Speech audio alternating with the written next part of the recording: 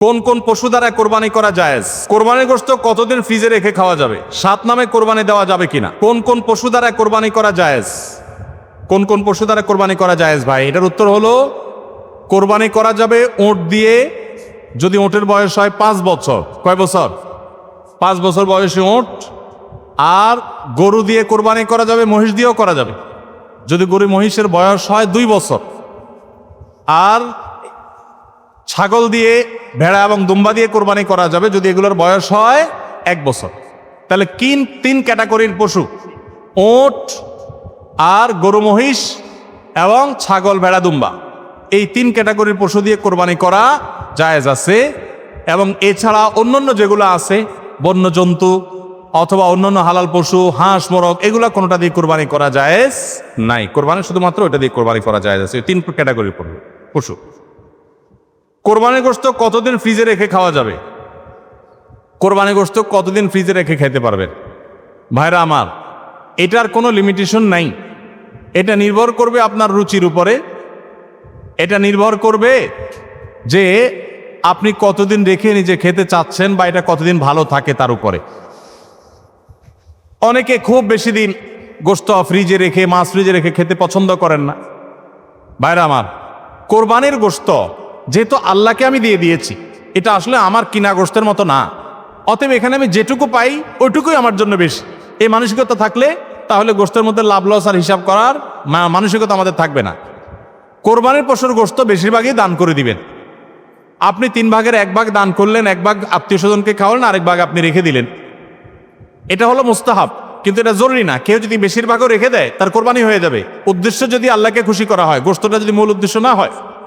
কারোর উদ্দেশ্য হতে পারে যে আমি রেখে দিয়ে পরে আস্তে আস্তে আল্লাহর হস্তে মানুষকে দিব, গরিব দুঃখীদেরকে রান্না করে খাওয়াবো, নিজেরাও খাবো, তো আলহামদুলিল্লাহ তিনি রাখতে পারেন। এটা কোনো লিমিটেশন নাই যে কোরবানি গোশত এতদিনে বেশি রাখা যায় না, এমন কোনো কথা নাই। আসন্ন কোরবানি নিয়ে যদি কিছু নসিহা পেশ করতেন, আমরা বলে ফেলেছি সেটা। 7 নামে কোরবানি দেওয়া যাবে কিনা? কোরবানি 7 নামে দিবেন কিনা? ভাইরা আমার, কোরবানি মূলত আল্লাহর নামে হবে, এটা আমাদের বলার ভুল। আমরা বলি 7 নামে কোরবানি, আসলে 7 নামে না, 7 জনের তরফ থেকে, 7 ব্যক্তির তরফ থেকে কোরবানি হয়। 7 ব্যক্তির পক্ষ থেকে কোরবানি হতে পারে। গরুতে, ওঁটে সর্বোচ্চ 7টা ভাগ হতে পারে। 7-এর নিচে হতে পারে, উপরে হতে পারে না। আবার ভগ্নাংশ হবে না, অর্থাৎ 1 ভাগ 2 জনে মিলে নিলে হবে না। বুঝে আসছে কথা? 3 ভাগ হতে পারে, 2 ভাগ হতে পারে, 7 ভাগ সর্বোচ্চ হতে পারে। 7 ব্যক্তির পক্ষ থেকে কোরবানি যথেষ্ট হবে। গরু এবং ওঁটে, মহিষে, এগুলোতে যথেষ্ট হবে। পরিষ্কার নবী করিম সাল্লাল্লাহু আলাইহি ওয়াসাল্লামের হাদিস রয়েছে। আজকাল অনেক আলেমরা এটা নিয়ে, বা কোন আলেমরা এটা নিয়ে মত পার্থক্য করেন, দুর্ভাগ্যজনক সেটা।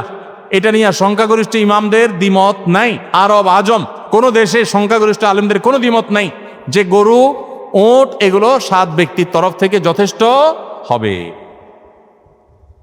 দাড়ি কতটুকু রাখা শরীয়ত সম্মত? যাদের দাড়ি কম গজায় তাদের ক্ষেত্রে শরীয়তের বিধান কি? দাড়ি এটাকে লম্বা করতে হবে। আফুল্লুহা আর খুল্লুহা, নবী সাল্লাল্লাহু আলাইহি ওয়াসাল্লামের নির্দেশ, তোমরা দাড়িকে ছেড়ে দাও, লম্বা করো। এখন যাদের দাড়ি গজাই কম, তাদের সওয়াব যে কম হবে তা না। আমরা অনেকে মনে করি দাড়ি যত লম্বা হয় সওয়াব মনে হয় তত বেশি হয়। না, ব্যাপারটা সেরকম না। কারো দাড়ি অনেক ছোট হয়, দাড়ি যদি ছোট হলে সওয়াব কম হয়, তাহলে মালয়েশিয়ান, ইন্দোনেশিয়া মানুষদের দাড়ি সওয়াবই থাকবে না।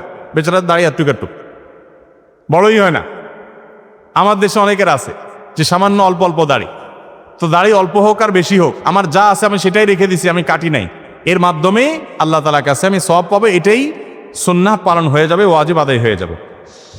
নামাজে অনেক সময় রাকাত ভুলে গেলে করণীয় কি? অনেক সময় 3 রাকাত পড়লাম নাকি 4 রাকাত ঠিক মনে থাকে না। নামাজে রাকাত সংখ্যা নিয়ে যদি আমাদের সমস্যা হয়, এই সমস্যা তো প্রায় হয়, তাই না? আজকাল যে পরিমাণ দুনিয়ার ধান্দা, নামাজের রাকাতের হিসাব মনে থাকে না। তো রাকাত সংখ্যা নিয়ে যদি আমার ঝামেলা হয়, মনে না থাকে, তাহলে আমি কি করব? আমি দেখব যে আমার কোনটার দিকে প্রবল ধারণা জাগে। 3 রাকাত আর 4 রাকাত দুটা নিয়ে সন্দেহ হচ্ছে, আমার বেশিরভাগ মনে হচ্ছে 4 রাকাত, তাহলে আলহামদুলিল্লাহ 4 রাকাতই আমি ধরে নিব। আর যদি বেশিরভাগ মনে হয় 3 রাকাত, তাহলে 3 রাকাতই আমি ধরে নিব। প্রবল ধারণা যেটা হবে সেটাই আমি ধরে নিব এবং শেষে সিজদা সাও দিয়ে নিব। আর যদি আমার 3 এবং 4-এর মাঝখানে আমি দাঁড়ায় থাকি 50-50, 3-এর দিকেও মন আগায় না, 4-এর দিকেও মন আগায় না, 2-এর দিকেও মন আগায় না, আবার 3-এর দিকেও মন আগায় না, এরকম যদি হয় তাহলে কমটা ধরে নিব। পরিষ্কার হাদিসে নবী সাল্লাল্লাহু আলাইহি ওয়াসাল্লাম নির্দেশনা রয়েছে ব্যাপারে। যেমন 3 আর 4 নিয়ে যদি ডাউট হয় এবং 50-50 থাকেন, মাঝখানে দাঁড়ায় আছেন, কোনো দিকে মন টানে না, তাহলে আপনি 3 ধরে নেবেন। 3 ধরে নামাজ শেষ করবেন, শেষে সিজদা সৌদি দিবেন, বাস নামাজ হয়ে যাবে ইনশাআল্লাহ। ফজরের নামাজের সময় দেরি হলে, অর্থাৎ যদি দেখা গেল সূর্য উদয় হইতেছে, এরপর কি কাজা নামাজ পড়বো নাকি ফজরের নামাজ স্বাভাবিক নিয়মে পড়বো? সূর্য উঠছে এরকম অবস্থা নামাজ পড়া জায়েজ নাই, হারাম। সূর্য যখন উঠে, যদি আপনি ফজরের নামাজ পড়তে পারেন নাই, কোনোদিন হঠাৎ হয়ে গেছে, অ্যালার্ম বাজছে, খবর নাই, এত বেশি ঘুম আসছে, কালে ভদ্রে হতে পারে, ডেইলি এরকম হলে জায়েজ হবে না, গুনাহগার হবেন। হঠাৎ হয়েছে একদিন, অনেকদিন পরে হতে পারে, এরকম যদি হয় সূর্য উঠে গেছে, এদিকে আপনার ফজর নামাজ পড়া হয় নাই, তাহলে আপনি সূর্য উঠতেছে ওই টাইমে নামাজ পড়বেন না। তাহলে কি করবেন? সূর্য উঠার 15-20 মিনিট পর অপেক্ষা করে তারপরে ফজর নামাজ আপনি আদায় করবেন। সমাজে কিছু মানুষ বিপদে পড়ে এনজিওগুলো থেকে লোন নিয়ে বিদেশে যায়, জায়গা ক্রয় করে অথবা ঘরবাড়ি করে, এক্ষেত্রে করণীয় কি? এনজিওগুলো 14% হারে সুদের টাকা দেয়। সুদের টাকা কি 14% হারে দিছে না 2% হারে দিছে, এটা মুখ্য না।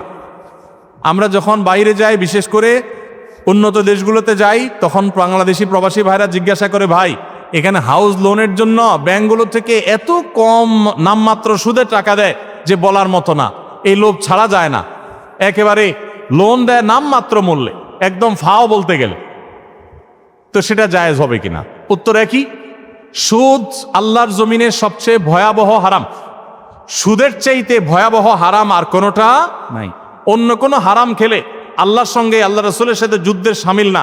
সুদের ভয়াবহতা এত বেশি, সুদের কারবার করার আল্লাহ রাসূলের সাথে যুদ্ধের ঘোষণা দেওয়ার সামিল। এজন্য ভাইরা, বিদেশি এনজিওগুলো বা দেশি অনেক এনজিও আছে যারা গ্রামে গ্রামে সুদি লোন দেওয়ার জন্য তারা হন্যে হয়ে মানুষ খোঁজে, আছে না নাই? কিস্তিতে টাকা দেওয়ার জন্য হন্যে হয়ে থাকে। আপনারা একটা জিনিস খেয়াল করবেন, আপনার অন্য কোনো বিপদে তাদেরকে পাবেন না, কোনো বিপদে তাদেরকে পাবেন না। আপনার ছেলেটা অসুস্থ, তারা আপনার ছেলেটাকে নিয়ে সেবা করে চিকিৎসা করায় দিছে কোনো স্বার্থ ছাড়া, এগুলো নর্মালি খুব একটা পাবেন না। কিন্তু দেখবেন তারা কিস্তিতে লোন দেওয়ার জন্য পিছে পিছে ঘুরে, কারণ এরা জেনে হোক আর না জেনে হোক শয়তানের দোসরের ভূমিকায় অবতীর্ণ হয়েছে। এই সুদের জাল গোটা পৃথিবীতে বিছানো হয়ে গেছে, গোটা পৃথিবীর অর্থনীতি দাঁড়িয়ে আছে সুদের উপরে। আমরা বক্তব্য দিচ্ছি, কিন্তু আমরা জানি যে আমাদের আষ্টে পৃষ্ঠে সুদ আমাদেরকে ঘিরে আছে।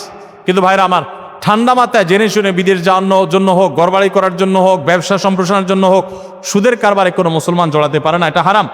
আল্লাহ তাআলা আমাদের এই হারাম থেকে বেঁচে থাকার তৌফিক দান করুন। সুদের টাকা দিয়া অনেক কিছু করে ফেলতে পারেন, কিন্তু সুখের মালিক আল্লাহ তাআলা, তিনি আল্লাহ তাআলা আপনাকে এই হারাম দিয়ে কখনো আরাম দিবেন না। এজন্য সুদকে না বলার মতো ইমানের শক্তি থাকতে হবে। অভ্যাস করানোর জন্য কাউকে নফল ইবাদতের জন্য চাপ প্রয়োগ করা জায়েজ আছে কিনা? নফল ইবাদতের জন্য সাধারণ অবস্থাতে চাপ প্রয়োগ করা জায়েজ নাই, কিন্তু অধীনস্থ লোকজন, নিজের ঘরের লোকজন, তাদেরকে মৃদু চাপ দেয়া যেতে পারে, যেটা জুলুমের পর্যায়ে যাবে না। সেটা হলো দাবির জায়গা থেকে, সেটা শেখানোর জন্য, অভ্যাস করানোর জন্য অধীনস্থ নিজের পরিবারের সদস্য এরকম লোকদেরকে। তাও চাপ বলতে যেটা বুঝায় যে জবরদস্তি করলেন, কষ্ট হলেও তাকে করালেন, এটা করা জায়েজ নাই, কারণ এটা ফরজ ইবাদত না। নবী করিম সাল্লাল্লাহু আলাইহি সাল্লাম রমজানের শেষ দশকে পরিবারের লোকদেরকে ঘুম থেকে ডেকে তুলতেন ইবাদতের জন্য, নফল ইবাদতের জন্য। তো এই টাইপের পরিবারকে আপনি আহ্বান করতে পারেন, এটা কিছুটা জোরাজুরি বলা যেতে পারে বাহ্যিক অর্থে, কিন্তু চাপ প্রয়োগ বলতে জুলুম যদি বুঝায় বা জবরদস্তি যদি বুঝায়, তো অভ্যাসের জন্য জবরদস্তি করানো জায়েজ নেই, কারণ বিষয়টা নফল। পিরিয়ড অবস্থায় মুখস্থ সূরা বা কোরআনে কারীম থেকে তেলাওয়াত করা যাবে কিনা? পিরিয়ড অবস্থায় কোরআন তেলাওয়াত করার ব্যাপারে জমহুর বা সংখ্যাগরিষ্ঠ ইমামদের মত হলো মা বোনরা পিরিয়ড অবস্থায় কোরআন তেলাওয়াত করবেন না। তারা কোরআন তেলাওয়াত শুনতে পারেন, তারা ইসলামিক বই পুস্তক পড়তে পারেন, তারা অন্যান্য দ্বীনি বই, তাফসীর গ্রন্থ, হাদিস গ্রন্থ পড়তে পারেন, দোয়া দুরূদ জিকির আজকার সব করতে পারেন, কিন্তু কোরআন তেলাওয়াত তারা করবেন না, কোরআন স্পর্শ করবেন না। এটা হলো জমহুর এবং সংখ্যাগরিষ্ঠ ইমামদের মত। আমার বাবা একজন ব্যবসায়ী, তিনি ব্যবসায় হারাম করেন, আমি ঠান্ডা মাথায় অনেক করে বুঝিয়েছি, এর কারণে আমাকে দোকান থেকে বের করে দিয়েছেন। এখন এই ব্যবসার টাকা কি আমি খেতে পারবো? আমার জন্য কি হারাম হবে? পুরো ব্যবসাটা যদি হারাম হয় এবং হারামের উপরে দাঁড়ায় থাকে, তাহলে আপনি নিজে যেহেতু দোকানদারি করতেছেন, তার মানে নিজে কিছু করতে পারবেন, তাহলে আপনার জন্য জায়েজ নাই। আপনি প্রাপ্তবয়স্ক হলে আপনার বিকল্প উপার্জনের পথ আপনাকে খুঁজে বের করতে হবে। আপনি টিউশনি করে হোক, অন্য জায়গায় চাকরি করে হোক, নিজের হালাল উপার্জন করবেন। হারাম, সম্পূর্ণ হারাম হলে সেটার উপর নির্ভর করতে পারেন না। হ্যাঁ, দুই একটা আইটেম হারাম আছে, ম্যাক্সিমাম হালাল, এরকম যদি হয় তাহলে সেক্ষেত্রে আপনার জন্য এটা সম্পূর্ণ হারাম হবে না। কিন্তু বাবাকে হারাম থেকে ফেরাতে পারছেন না, পরিপূর্ণ হারাম, তাহলে নিজে বিকল্প উপার্জনের পথ খুঁজে বের করবেন। কোনো কারণ ছাড়াই এই গ্রামের 3টি মসজিদে ঈদের জামাত অনুষ্ঠিত হয়, অথচ এই গ্রামে পূর্বে সবাই একত্রিত হয়ে ঈদগাহে সালাত আদায় করত। এ নিয়ে গ্রামের মানুষের মধ্যে বৈষম্য, মতপার্থক্য দেখা দেয়। ফলে গ্রামের মানুষ একে অন্যের উপর রাগ, ক্ষোভের সৃষ্টি হয়। ভাইরা আমার, একই গ্রামে 3টা ঈদের নামাজ হয়, 3টা মসজিদে ঈদের নামাজ হয়। আগে সব মসজিদের মুসল্লিরা মিলে একটা ঈদগাহে নামাজ পড়তেন। অবশ্যই আগেরটা অধিকতর উত্তম ছিল, এখন যেটা হয় সেটা উত্তম নয়। ঈদ এটা নিয়ম হলো মাঠে হবে, মসজিদে হবে না। কোনো কারণ ছাড়া মসজিদে ঈদের নামাজ আদায় করা এটা সুন্নাহর খেলাফ, মাকরুহ। ভাইরা আমার, নবী করিম সাল্লাল্লাহু আলাইহি সাল্লাম ঈদের নামাজ পড়ার জন্য মাঠে বের হয়ে যেতেন। আজ শহর তো শহর, গ্রামে মাঠ আছে, ঘাট আছে, চাইলেই অনেক সময় মাঠে নামাজ পড়া যায়, খোলা মাঠে নামাজ পড়া যায়, কিন্তু ওই মসজিদে নামাজ পড়েন। ঈদের আনন্দটাই তো মাঠে ময়দানে যাওয়ার মাধ্যমে।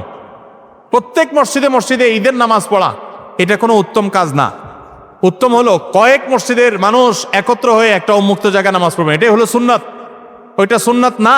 মসজিদে মসজিদে ঈদের নামাজ পড়া এটা কি না? সুন্নাত না।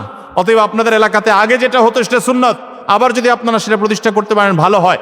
ভাইরা আমার, কেন মসজিদে মসজিদে ঈদের নামাজ হয়? কারণ কি? কারণ একেবারে পরিষ্কার। কারণ হলো সব মসজিদের কমিটির লোকজন তারা সবাই নেতা হতে চায়, কেউ কাউকে মানতে রাজি না। আরেক ঈদগাহে যদি যে নামাজ পড়ি তাহলে তো আমাদের ইজ্জত থাকবে না, তাহলে তো আমাদের সম্মান থাকবে না, মুখ থাকবে না। এই কারণে অনেকে দেখা যায় যে তারা নিজেরা সভাপতি, সেক্রেটারি, নিজেরা মোড়লগিরি, মাতবরগিরি করবে, এই জন্য নিজের মসজিদে জামাত শুরু করে দেয়। মোড়ল মাতবরগিরি করার যদি উদ্দেশ্য হয় তাহলে এটা কিসের ইবাদত? ইবাদত যদি নবী করিম সাল্লাল্লাহু আলাইহি সাল্লামের আনুগত্যের নাম হয় তাহলে আপনার মসজিদে নয়, বরং সেটা মাঠে হবে। প্রত্যেক মসজিদ মসজিদ না, কয়েক মসজিদের মানুষ মিলে ঈদের নামাজ হবে। দেখুন, ইসলামের নামাজের ব্যবস্থাপনাটা এত সুন্দর। 5 ওয়াক্ত নামাজ পাঞ্জেগানা মসজিদে হবে। প্রত্যেক এলাকার ছোট ছোট ঘর বাড়ি, ছোট বড় ঘর বাড়ির লোকেরা তারা দিনে 5 বার একত্র হবে, কুশল বিনিময় হবে, একজন একজনের হাল পুরসি করবে। এটা একটা সৌন্দর্য। আবার জুমার নামাজ, জুমা মানেই হলো একত্র করে, যে অনেকগুলো পাঞ্জেগানা মসজিদের মুসল্লিদেরকে একত্র করবে জুমার নামাজ। আবার ঈদের নামাজ হলো অনেকগুলো জুমার নামাজের মুসল্লিকে একত্র করবে, আরো বড় পরিসরে হবে, সেটা হলো ঈদের নামাজ। আর আরাফাতের ময়দান হলো গোটা বিশ্বের মুসলমানদেরকে একত্র করবে, সেটা আরো বড় পরিসরে। এটাই হলো নামাজের সৌন্দর্য। এই চেইনটা ইসলাম দিয়েছে, কিন্তু আমরা সেটাকে নষ্ট করে ফেলেছি। এজন্য আপনাদের গ্রামে যারা 3টা মসজিদে বিভক্ত হয়েছেন তারা আবার একটা ঈদগাহে একত্র হন। আল্লাহ আপনাদেরকে সুন্নাতের উপর আসার তৌফিক দান করুন। আমিন।